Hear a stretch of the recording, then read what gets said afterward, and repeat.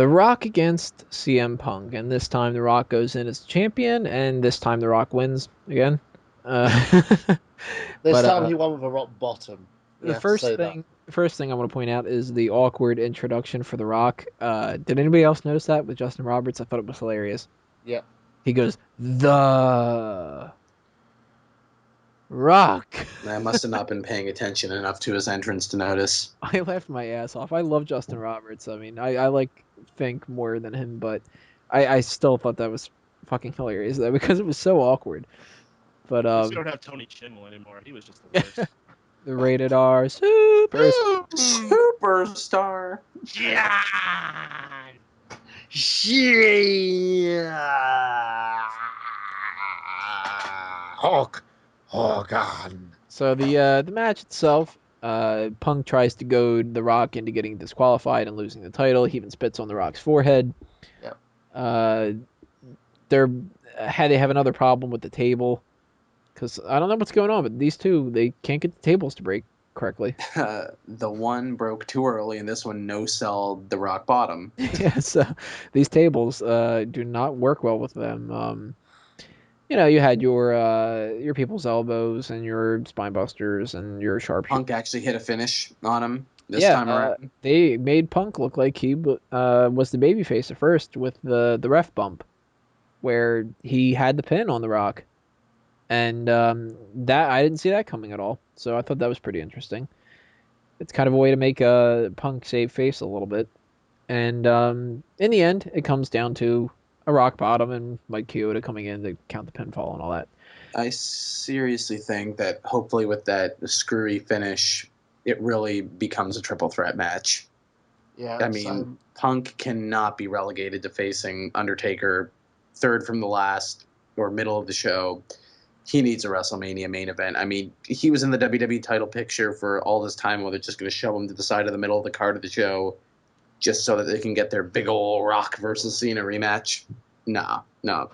It's a devalue of his position on the card. He should be headlining with Rock and Cena. Anywhere else is completely unjustified. And yeah, sure, I know Rock's probably going to take the pin and Cena's going to win by beating him. But does it really hurt to add Punk as kind of like just a third person be in the match? I'm really hoping that's what this is building to. I wasn't too optimistic about it after the pay-per-view went off the air, but when Raw went off the air last week with Punk attacking Cena after the new title belt was unveiled, it's given me a bit of hope. And this match is kind of like more of the same what we've seen at the Royal Rumble, maybe a little bit more crisp. It was all right, it was good, but we just expected Rock to retain the title, and it's exactly what we got. I just hope it leads to something for Punk that's not facing The Undertaker in the middle of the show. Plain and simple. Peyton, what do you think? I didn't care. That's what I think. This match was the most predictable match they could have had. They still may do something with CM Punk. I'm glad they left that little schmoz there where Punk actually got the visual pin. At this point, I think they're just stalling because I don't think they know what to do with CM Punk. That's why they didn't have that match with him and Cena this week. They're having it next week where they might have a better idea what the heck they're going to do. I'm okay with CM Punk versus The Undertaker if they do it in a way where it's actually fun. I mean, if they try to do it in 2 weeks, it's not going to be fun. It's going to be rushed, and it's just going to be whatever. I agree. Yeah, it's just one of those matches, I think. In the end, it did what it was supposed to do, but anyone who thinks that it means anything, it doesn't at this point in time. They just need to choose a lane, pick a lane, go with it. Just stop stalling. Let us know what the hell's going to happen. You know what I really enjoyed was The Rock coming out to a marching band on Raw the other night. I actually liked the beat to that, yeah. Yeah, it was cool. Yeah, like when the drums were playing along with his actual theme song, that was cool. It was a lot better than when John Cena came out to the marching band. Oh, I love John that Cena comes out to his WrestleMania, own marching band. John Cena is 24 the marching was like band. the last great WrestleMania, in my opinion. Some may beg to differ. Was that 26? I still thought 24 was better. Well, no, 26 is close. 26? Oh, no, it was 26 the one with the marching band? That wasn't 24, was it? Yeah, it was 24. That was when he was with crap. Orton and Triple H in the triple threat. He Oh, beat my Batista at 26. I'm so old. Yes, you are. Aren't we all? That about wraps us up then for this episode and brings us into the plugs. And since this has ran a really long show, I'm going to keep this as short as possible. Sign me up. You can read it on the screen. You know what it is by now. Not going to go into anything more than that. You know the links at the end with the outro. Follow it all. Braden?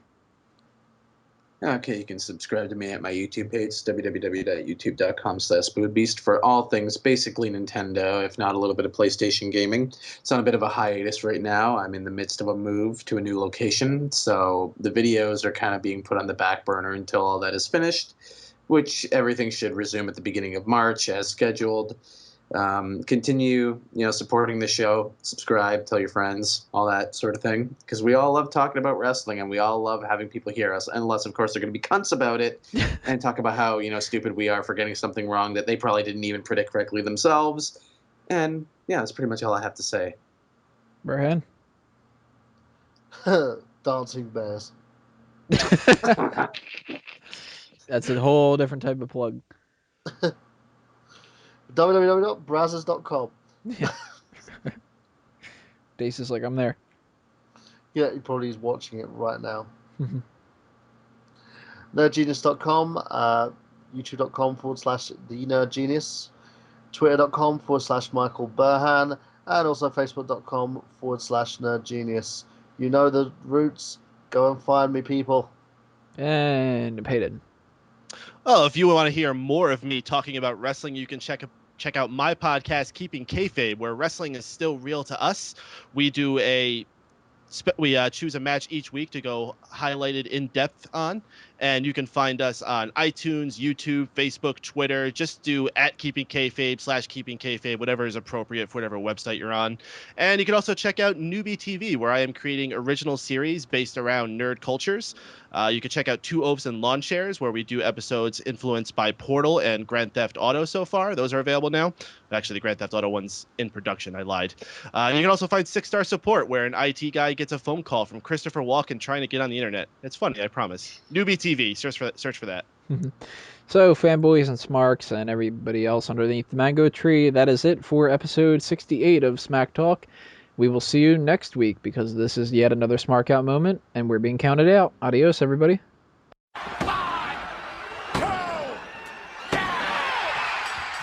5, 2, Oscar, uniform, Tango, Romeo, Oscar, outro. The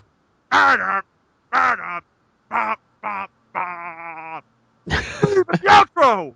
Insert complaints.